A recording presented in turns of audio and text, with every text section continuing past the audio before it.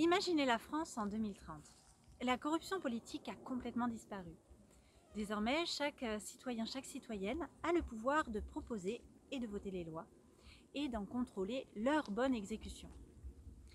Grâce à cette implication de tous les citoyens, la France a réussi à stopper la chute de la biodiversité et de neutraliser son bilan carbone. D'énormes progrès ont été réalisés tant sur les plans sociaux que les plans écologiques. Ce sentiment de manque de liberté que vous ressentez peut-être encore actuellement n'existe plus. La France est devenue une véritable démocratie. On est en 2022. Et si aux prochaines élections présidentielles, on votait pour nous-mêmes? Et si vous votiez pour vous? Bonjour, je m'appelle Émilie, j'ai 2 enfants. Il y a quelques années, j'ai ressenti une grande colère contre le système actuel, destructeur du vivant.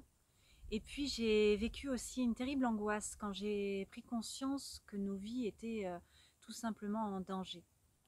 Lors d'une marche pour le climat, j'ai demandé à ma fille de 12 ans qu'est-ce que tu ressens quand tu entends tous ces gens qui disent que la planète souffre, que les abeilles disparaissent, que les ressources s'épuisent. Elle me répond « T'inquiète pas maman, on va le changer ce monde. On va arrêter de polluer et puis on protégera les animaux. » Si ma fille avait confiance en l'avenir, il fallait que moi aussi, je montre l'exemple et que je transforme mes peurs en force. Il fallait agir. Oui, mais comment? Par quoi commencer?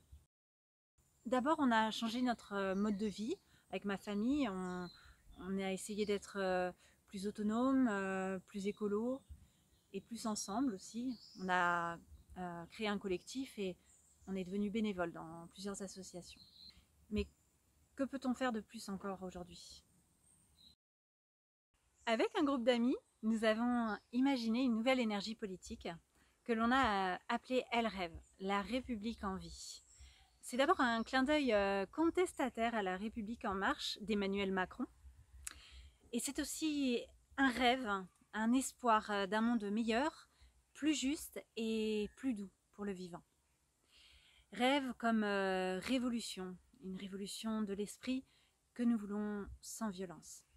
Pour en savoir plus, je vous invite à consulter le site internet elrêve.org et je vous expliquerai plus en détail les modalités de ce vote dans une prochaine vidéo. Merci et à bientôt.